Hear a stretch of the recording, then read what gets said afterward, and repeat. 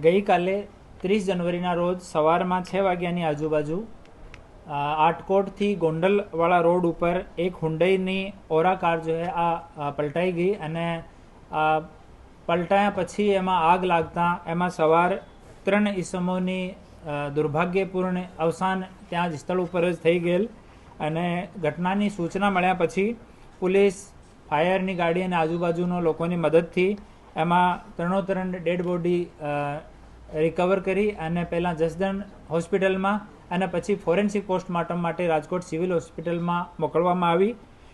3 ઈસમો જેનો આ દુર્ભાગ્યપૂર્ણ અકસ્માતમાં અવસાન થયો. પ્રિયાગભાઈ ગણપતસિંહ બારૈયા એ ફતેપુરા છોટાઉદેપુરના રહેવાસી છે. નીતાબેન એ વડોદરાના રહેવાસી છે. આશાબેન યોગેશભાઈ એ છોટાઉદેપુરના રહેવાસી છે.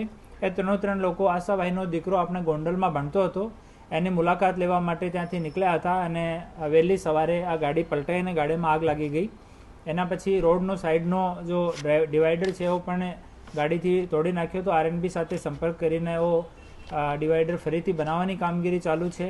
મોકા પર એફએસએલ આરટીઓને બોલાવવામાં આવ્યા અને હુન્ડઈના પદાધિકારીઓને પણ ઇન્ફોર્મ કરીને એને પણ બોલાવવામાં આવ્યા છે અને તમામ વિભાગોથી રિપોર્ટ લેવામાં આવશે. પછી દુર્ઘટનાનું ચોક્કસ કારણ સામે આવ્યા પછી આગળની કાર્યવાહી કરવામાં આવશે. હાલ આટકોટ પોલીસ સ્ટેશનમાં ગુનો દાખલ કરવામાં આવ્યો છે અને આગળની તપાસ ચાલુ છે.